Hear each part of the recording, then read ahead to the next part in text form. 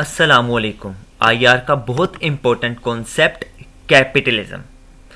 आपने सुना ही होगा कि पैसे से पैसा बनता है। अगर आपके पास ज़्यादा दौलत होगी तो आप ज़्यादा मुनाफा कमाएंगे, आप ज़्यादा पैसा कमाएंगे। यही कैपिटलिज्म का कॉन्सेप्ट है। कैपिटलिज्म का आइडिया 16वीं और 17वीं सदी में आया। इसके फाउंडर थे एडम स्मिथ। इनकी बुक है वेल्थ ऑफ नेशन।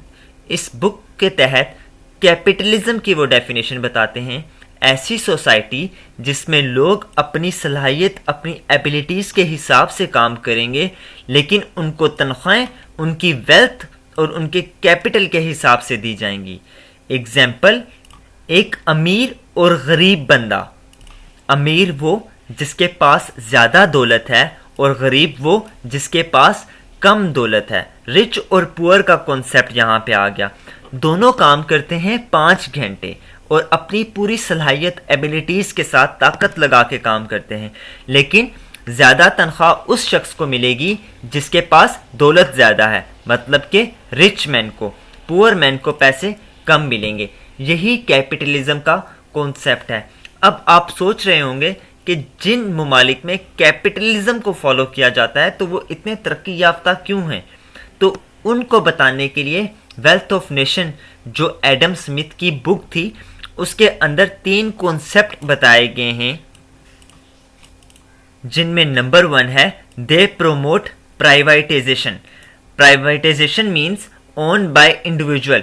कोई भी बिजनेस जो होगा वो एक इंडिविजुअल खुद रन करेगा, मतलब आप या मेरे जैसा बंदा इंडिविजुअल वो बिजनेस रन करेगा। उसमें कोई भी गवर्नमेंट इंटरफेयर नहीं करेगी। जब भी किसी भी बिजनेस के अंदर गवर्नमेंट इंटरफेयर करती है तो वहाँ पर कंपटीशन नहीं होता, वहाँ पर इनोवेशंस नहीं होती। तीसरी बात, कैपिटलिज्म सोसाइटीज़ सपोर्ट करती हैं फ्री मार्केट को। वो कहती हैं कि फ्री मार्केट से कंपटीशन ज़्यादा होता है, इनोवेशंस ज़्यादा होती हैं। अब आप सोच रहे होंगे कि कैपिटलिज्म सोसाइटी कौन सी सोसाइटी है। कैपिटलिज्म एक आइडिया है, एक आइडियोलॉजी है, और कैपिटलिज्म स्टेट को हम कह सकते हैं अमेरिका। अमेरिका एक कैपिटलिज्म स्टेट है, और यूएसएसआर जिसको आज के टाइम में रशिया कहा जाता है वो एक कम्युनिज्म स्टेट है। और लेक्चर अगला हम कम्युनिज्म पे ही देंगे। अब आप सोच रहे होंगे कि कंपटीशन कैसे होता है, उसको एक्सप्लेन करता हूँ कि जो कैपिटलिज्म सोसाइटीज़ हैं उनके अंदर ज़्यादा से ज़्यादा इनोवेशंस कैसे आती हैं, कंपटीशंस कैसे होता है। सपोज करें कि वहाँ पर अमेरिका के अंदर 2 बर्गर शॉप्स हैं, जिनमें एक है ए बर्गर किंग और दूसरा है बी बर्गर किंग। अब ये दोनों बर्गर किंग्स ऐसा कौन सा तरीका अपनाएंगे कि जिनसे इनके पास ज़्यादा से ज़्यादा कस्टमर को ये अट्रैक्ट करें। कैसे अट्रैक्ट करेंगे, उसके लिए क्या करेंगे, ये अपने टेस्ट को बेहतर बनाएंगे, कम पैसे में अच्छी चीज़ देंगे। इससे क्या होगा, फेयर कंपटीशन होगा, क्योंकि दोनों बर्गर किंग के अंदर कोई भी गवर्नमेंट इन्वॉल्व नहीं है, दोनों फेयर तरीके से अपना काम कर रहे हैं। इसी चीज़ को कहा जाता है फ्री मार्केट।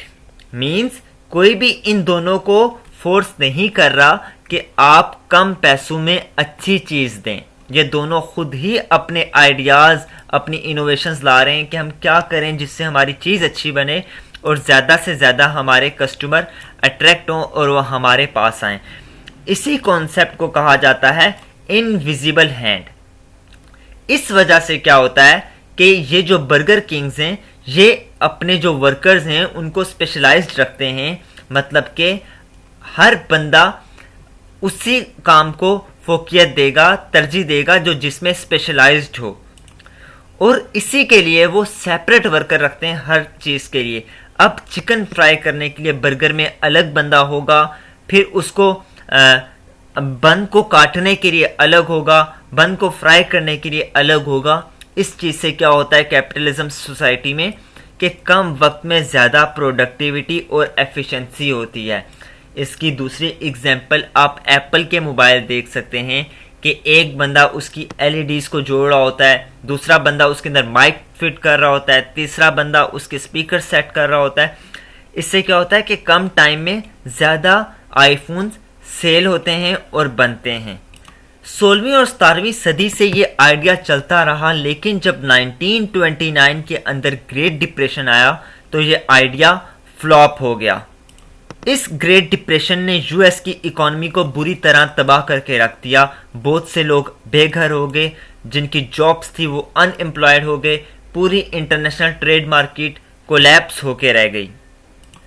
उसी दौरान एक और रेवोल्यूशनरिस्ट इकोनॉमिस्ट जॉन एम कीन्स वो निकलते हैं और उनका कहना है कि इनविजिबल हैंड एग्जिस्ट नहीं करती। अगर इसी तरह मार्केट को खुला छोड़ दिया जाएगा जिसमें गवर्नमेंट इन्वॉल्व नहीं होगी तो इसी तरह के ग्रेट डिप्रेशन आते रहेंगे, क्योंकि फ्री मार्केट ही ग्रेट डिप्रेशन की तरफ लेके जाती है।